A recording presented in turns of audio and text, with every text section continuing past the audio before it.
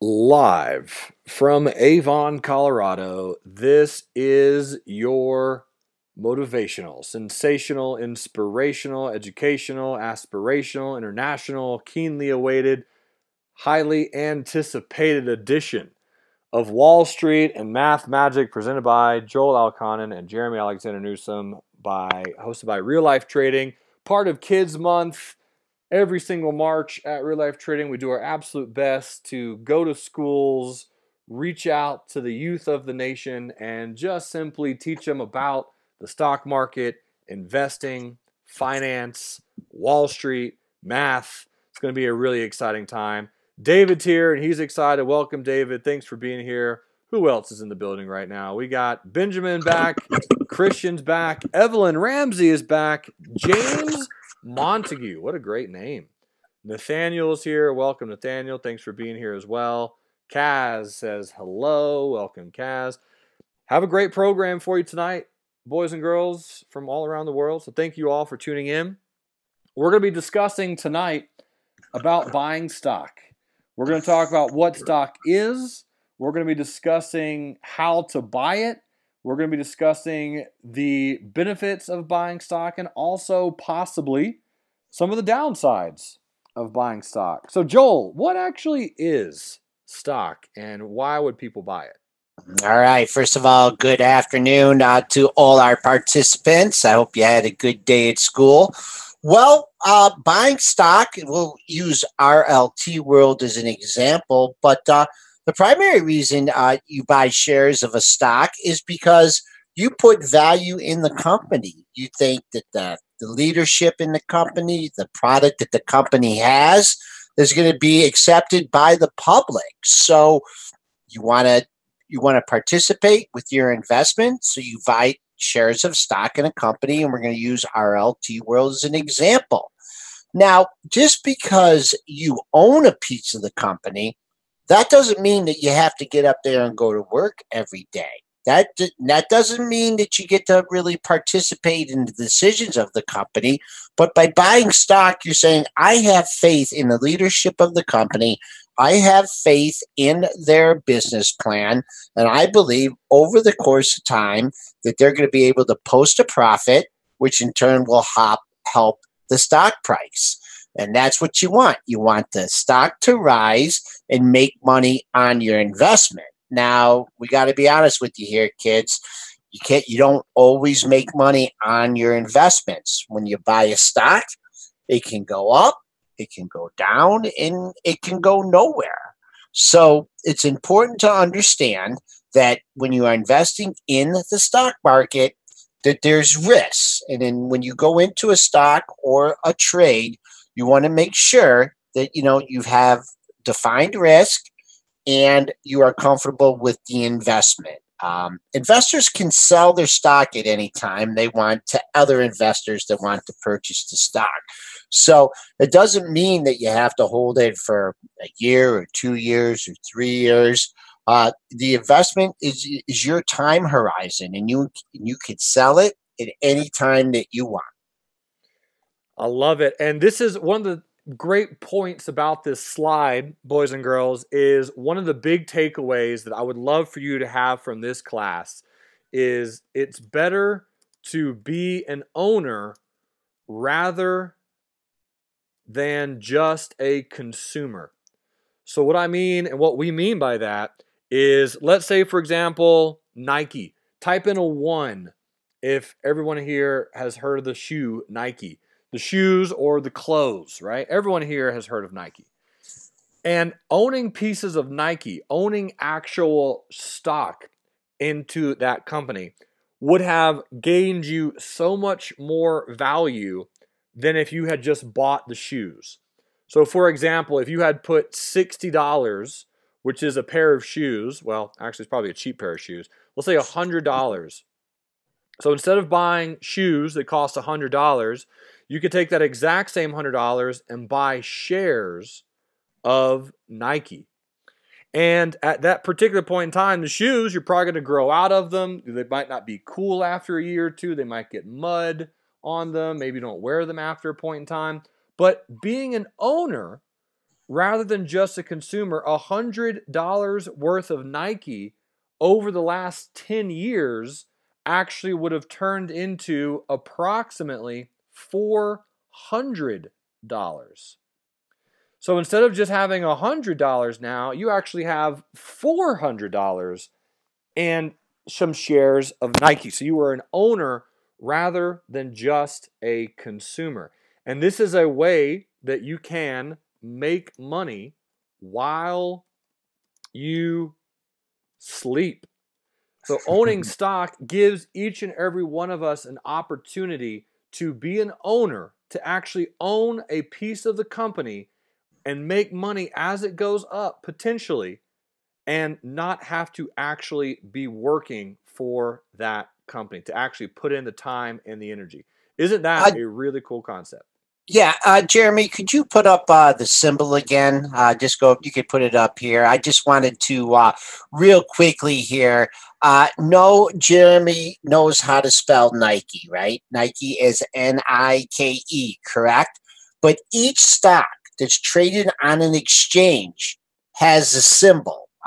Traditionally, 3 symbols were related to the New York Stock Exchange and 4 symbols were NASDAQ, but that's changed quite a bit. So when you see that, when you see the NKE, that if you are pulling up, if you want to find out what the price is on your computer, you can type in the name Nike, but you can also put in the symbol NKE. And I'm just going to throw a quick question out there for you guys and gals here. What do you guys, and some of you guys probably know, but what is the symbol for Apple? Apple Inc. I'm sure all you guys have your iPhones. Does anybody know what the stock symbol from Apple is? And I'll give you, all right, Nathaniel. That's going to be a good one. Look at that. Look at that, Nathaniel Apple. Nope, stock symbol, great. And you can go on down the line. And actually, when Jeremy and I work together with our investors, we kind of challenge each other on different stock symbols. That was kind of fun. Let's do one more. How about General Motors? Have you guys heard of General Motors, the big car company located in my hometown? There we go. Okay. All right. You guys are good. That's fun. All right, that was a fun exercise. So General Motors, GM, and we could basically do this for the next hour. Yeah, for sure. I just wanted to move on so you guys know that stock symbols can be 3 or 4 letters or less. Some are 1, like F for Ford. Yep. So there you go. So I just a quick lesson on stock symbols. I love that. Thank you for bringing that up, Joel. And congratulations, ladies and gentlemen, boys and girls. A lot of you got General Motors correct immediately. So great job. Let's go do some examples of actually buying stock. And let's talk about this particular example right here. So in this example, let's say that you have an investor who buys 100 shares at $11, and it's $1,100 investment. Okay? So that stock goes from $11 a share to $20 per share. So the investment is now worth $2,000. So the investor sells those 100 shares at $20 per share. How much will that person receive? And the real question that all of you want to know the answer to is how much profit is made. So just like yesterday, I'm going to do a really quick poll, and I'd love to know if you all know the answer to that question. How much profit on this particular trade would have been made? So the investor buys 100 shares at $11, spending $1,100. Stock goes up to $2,000 total value because it's $20 per share. How much is made on the trade? All right. I'm going to close this poll in about 3 seconds. So 3, 2, 1. Beautiful. So I'm going to end the poll, and I'm going to share the results. So the results of the poll is 71% of you got that absolutely correct. Great job. So this is a $900 $1,100 profit example on this particular trade. And that is because the value of the stock is now worth $2,000 and the original purchase was $1,100. So $2,000 minus $1,100 equals $900 in profit. Type in a 7 if you would like to make $900 in profit without actually working. Pretty cool stuff, but very possible in the stock market. That is why so many people love trading stocks and so many people like buying shares, because that is something that is a very real possibility. So let's talk about some of the facts. Benjamin wants us to go over that again real quick, Jeremy. Yeah, sure. Let's do that. So let's see. Benjamin says, can you explain that again? Totally, Benjamin. Throw the math in there too a little bit, the multiplication there. Will do. So on this particular example, let's say whatever this stock is, it's pretty much a made-up stock. But if you buy 100 shares of that stock at $11 per share, that's going to cost $1,100. So that is going to be the purchase value. So that's how much money you're actually spending. Money you are spending. Does that make sense, Benjamin? And that was multiplication that Jeremy used there, 100 times 11. Yep, absolutely. So does that make sense so far, Benjamin? So that's the money that you're going to be spending for the stock, is you're going to be spending $1,100. Now, if that stock goes up from $11 per share to $20 per share, those shares are worth something. So they're worth $20. So since you own 100 of them, again, you do the math. So 100 shares times $20 equals $2,000. So that's how much the shares are worth now. So that is what's referred to as the selling value. So that's the selling value. So if you take $2,000, which is the selling value, and you subtract $1,100, which is the purchase value, you will get an answer of $900 of profit.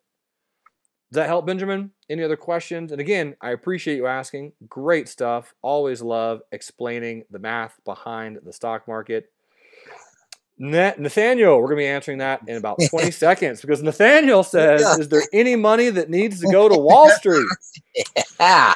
All right, Nathaniel. So let's talk about that. Joe, is there any money that goes to Wall Street? Oh, yeah. Yep. There's no such thing as a free lunch, and that's on Wall Street too. But let's back it up here, right? So you just can't go to a store, right, and go to the stock store and buy stock, right? In order to purchase stock, you need to open an account through a broker. And a broker is, using that term again, a Wall Street firm that is registered to take your money and protect your money. And some of the firms offer advice. Some are just online. We can go into that in a little bit. But in order to purchase stock, you need a broker. And there's several brokers on Wall Street. Some of the bigger names of like your Morgan Stanleys and your Goldman Sachs are more investment houses, but there's a lot of other brokers out there. There's Tastyworks, which will charge you $1 to buy. There's a platform called Robinhood, which is actually free to buy and sell stocks. And then you have other firms like E-Trade that will cost you $4.95 to buy, or Fidelity. But the ones that you see with higher prices may offer other investment advisory services. So you could go anywhere for free to $1, or you can use some of the other higher price brokers. But what you have to understand is that you need to have a brokerage account. You need to put the money in the brokerage account before you make a purchase. And then the broker, they call it, is the custodial of your funds. And they are to make sure that nothing happens to the money that you would put into your account that you use to purchase stocks. Gorgeous. And just as a reminder, boys and girls, this is how everyone, including your parents, myself, and Joel, this is how we interact with the stock market. in order to buy anything, you have to use a broker. And there are tons of brokers. But remember, this is really cool. Robinhood is a broker that actually is very, very easy to use, and it's entirely free to buy and sell shares. Now, what's really cool is some of you are learning about this now for the very first time, and this is a broker that you might be able to use for the rest of your life, because Robinhood, if they're around for another 20, 30 years, will be offering great discounts for all people who are trying to buy and sell stock. And then again, Tastyworks is another fantastic broker. It's a little bit more robust for more advanced type of trading, but you do need a broker in order to take trades. So since Joel was talking about it and Nathaniel asked such a wonderful question, Joel, tell us about, in this example, let's say that they were spending some money to buy this trade, how much it will cost. Yeah, first I'd like to address Evelyn's question here. Do you need an email for a broker? And I would say that you don't need an email. It is the best way to communicate, obviously, and they prefer that you have an email, but I don't think that there's any written rules that say you need an email to have a broker. But the way this electronic world works, having an email, it'll be easier to get your account statements and easier to sign on to your accounts and whatnot if you have an email. So the first example that we gave, we didn't factor in the broker, right? The broker has expenses. They do the transactions for you. So brokers charge money for this, and we showed the different ones. So let's stick with the same example here. You bought 100 shares at 11. 100 times 11 equals 1,100. And you're fortunate enough to sell it at $20. So 20 times 100 equals 2,000, right? So you come up with your profit, right, from that. But what else do you have to factor in there? You have to factor in the broker's charges. And in this example, we're going to use $2 on the way in and $2 on the way out.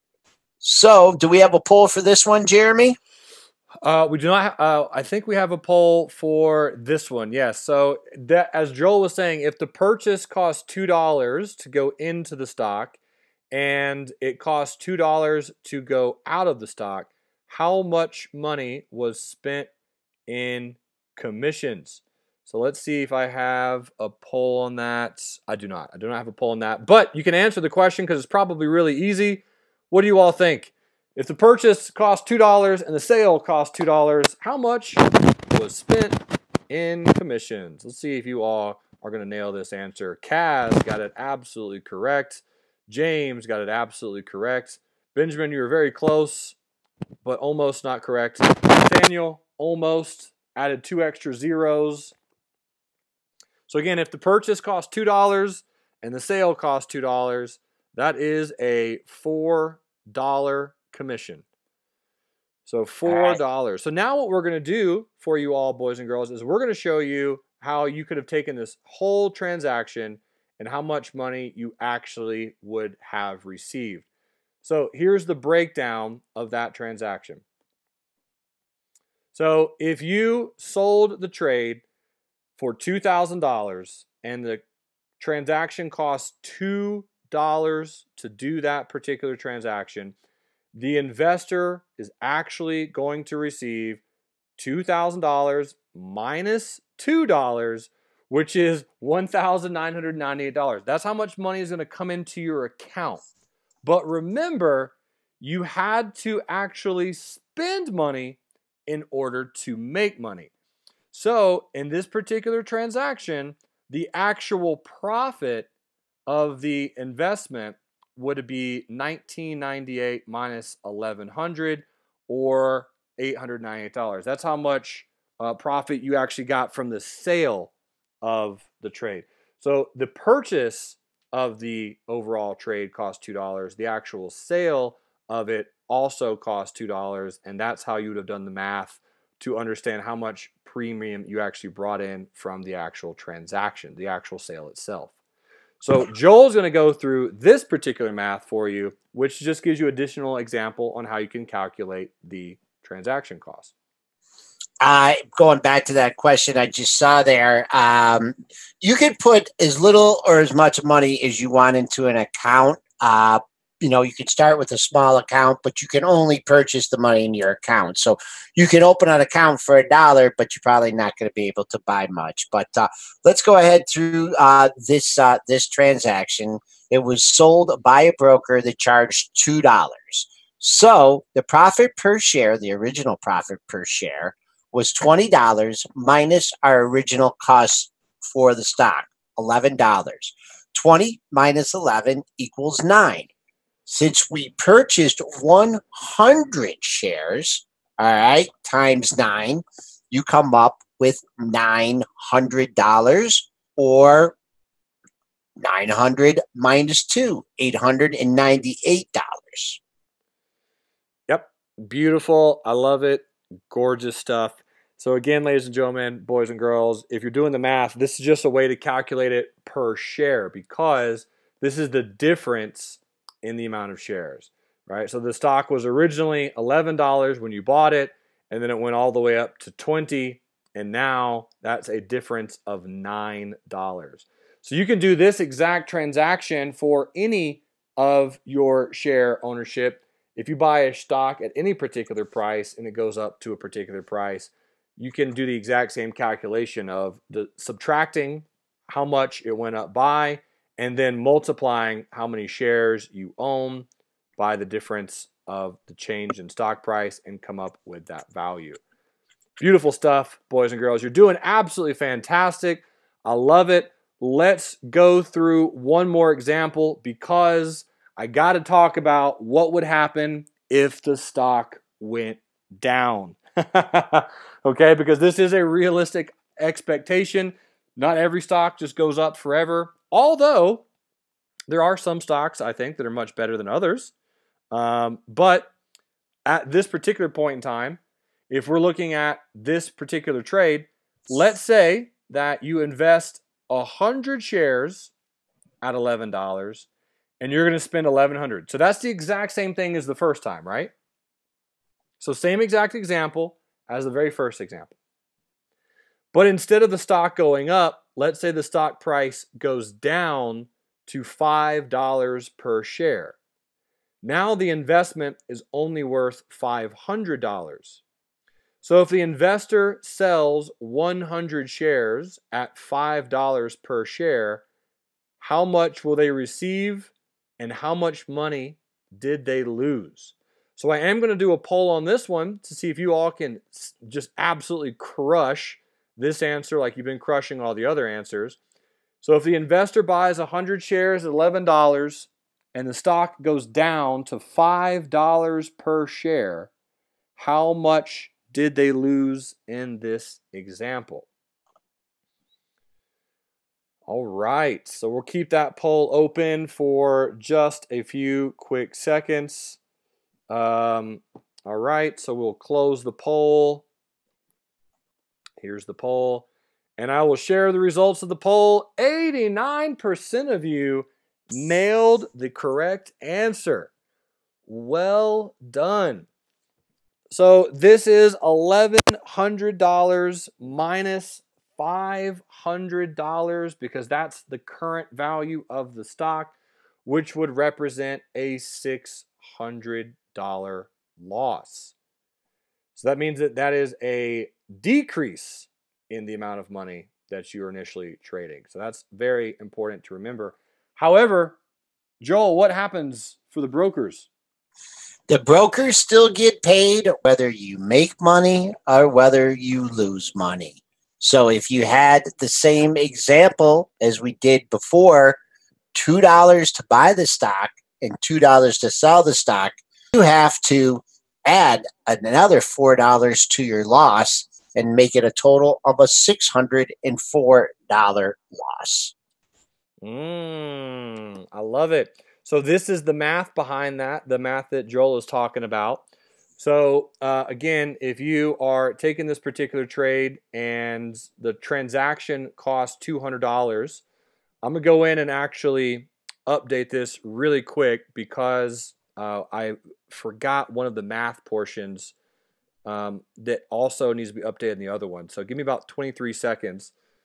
Sold by broker, transaction cost $2 to sell plus $2 to buy.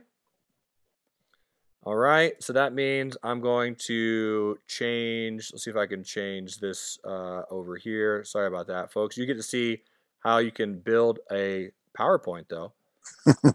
All right. So if it costs $2 to buy and $2 to sell, that's actually $4 in commission. So as Joel said, you're going to have to go in and subtract that, which is $496. So $496, $1,100 minus 496, because again, the commission we have to pay regardless. So as Joel mentioned, the actual loss on the trade technically is $604 because you would have had to spend commission. So let me go back to that previous example, because the previous example was also one where the trader would have had to spend $4. So transaction cost $2 to sell and $2 to buy. And I will scoot this up right here. So $2 to sell, $2 to buy, 2,000 minus 4 equals 1996. 1996 minus 1,100 equals, let's see, $896. Now, I will say, even though this wasn't part of the class, boys and girls, here's what's really cool to understand. Let's say that you or your parents took both of these trades. So they took the trade where they bought the stock at 11 and it went up to 20. And then they also bought an entirely different stock at 11 and it went down to 5. You'll notice that on the first trade, the investor would have made $896 after commission. And on the second trade, even though the stock went down, that particular person would have lost $604. So if they lost $604, but they made $800 on the other trade, are they still profitable, boys and girls, yes or no? And the answer is yes, absolutely. You're totally correct. And that is the point of trading. So there are going to be times as an investor where you might be down on a particular trade, but as long as you have one trade that makes more money than the other trade loses, then you will be profitable. So transaction costs are $4. 600 plus 4 equals 604. How much did the investor lose is $604. So again, apologies for not having that second $2 in there. But again, what's really exciting about this is it is based on the math of the broker. So if you have a broker which is entirely free, like Robinhood, there is no commission at all to buy or sell. Nathaniel asks a very good question. So Nathaniel asks, how is the price of the stock determined? Joel, do you want to answer that one?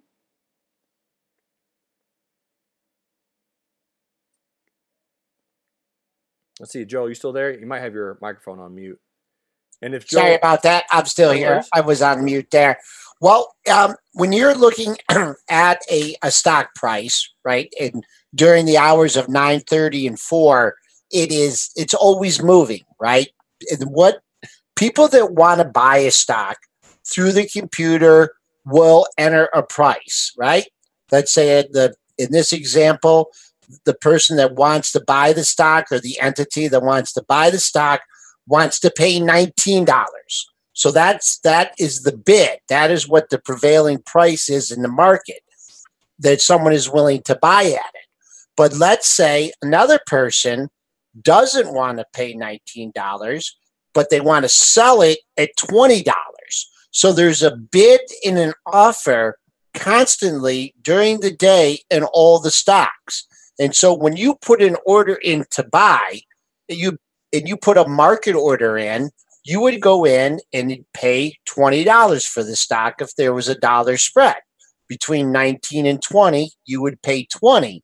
But the other thing that's important to understand is, let's say you want to buy this stock at $19. That's the only price that you're willing to pay for the stock is $19. So what you would do, you could type in an order, or you could call your broker and you could send an order and say, I want to pay $19 for the stock. So unless someone is willing to sell it to you at that exact price, then you don't get it. If it's 19 and it trades 20, 21, 23, 24, up and up and up, and you don't get it, then you miss out. On the other hand, if you're firm with your price and you get it, then you're in it, you know how much money you have to spend on the stock or how much you want to devote to it. So the price of the stock is determined, they're called market makers, or the people on the exchange. Great question. Great answer, Joel. And also, Nathaniel, it just comes down to purely supply and demand. So this is something that you're going to learn a little bit more about in economics as you go through middle school and high school. But bottom line, Nathaniel, the more people that demand something, the higher the price. So if 100 people want to buy something and right now it's at $10, that price will slowly increase over time. And that is purely supply and demand. So if a lot of people demand a stock because they like it and they think it's going to go higher, oftentimes that will drive the price of the stock up. And one other thing I wanted to add about the stock price is that the only time where the buyers and the sellers have the same price is called the closing price. And the stock exchange closes at 4 p.m. Eastern Standard Time.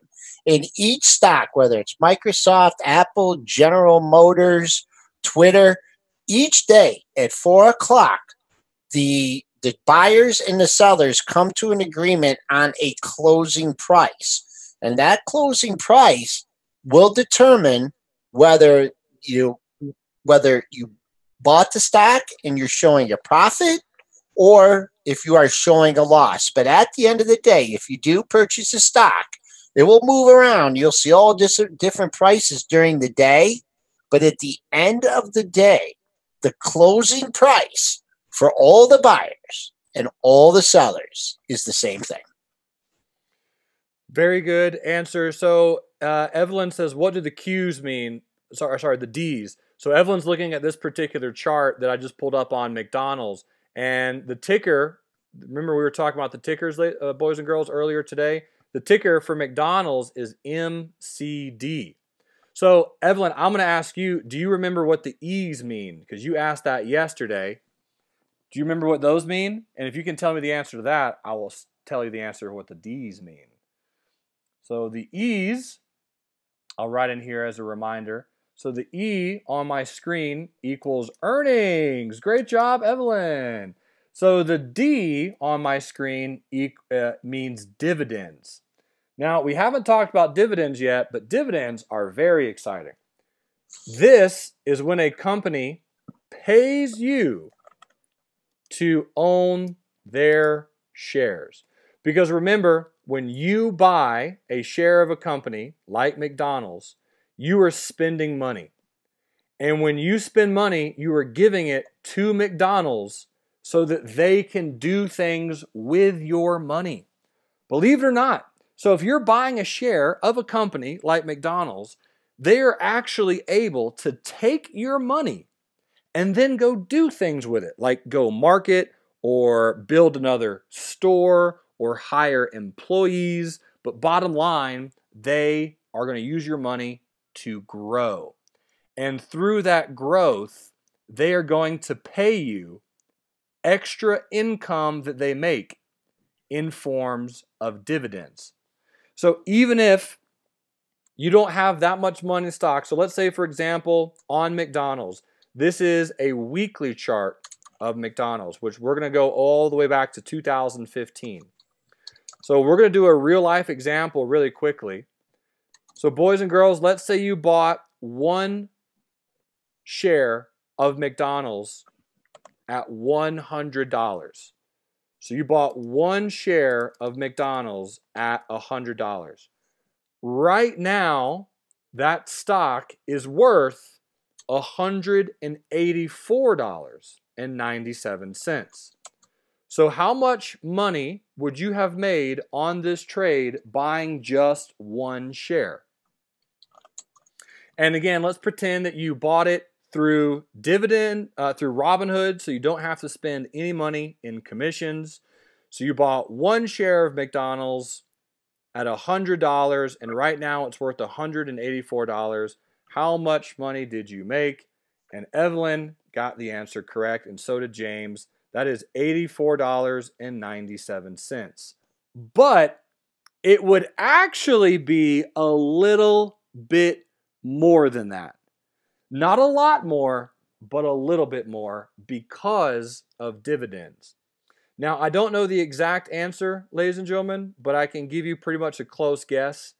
Instead of being $84.97, it might be a little bit closer to $88.33, because over the last 2 to 3 years, you would have received dividends from McDonald's for having their shares.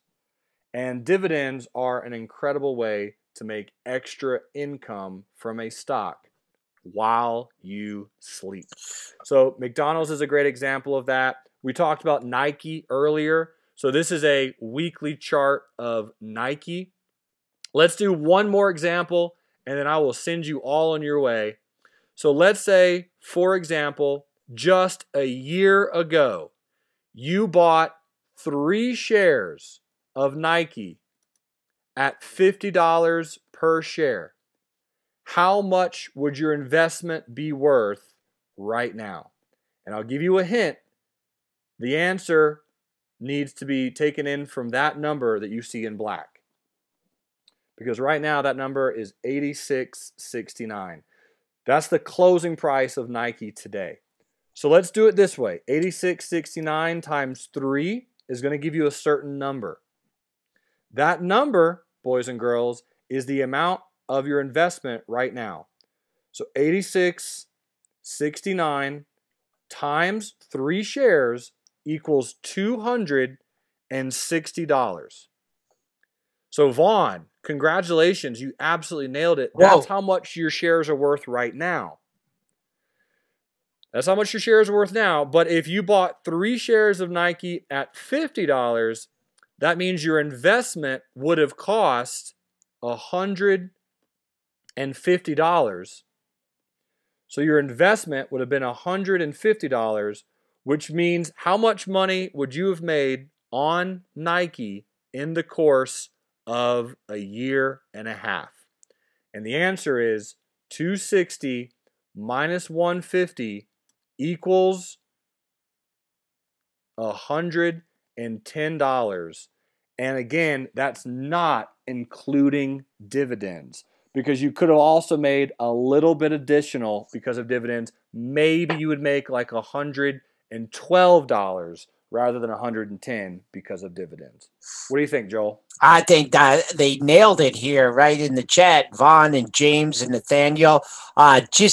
We're really kind of getting into high level stuff here when we're talking about dividends. But one thing I want you all to understand is not every stock pays a dividend. Some stocks do. Younger companies, growth companies don't necessarily do.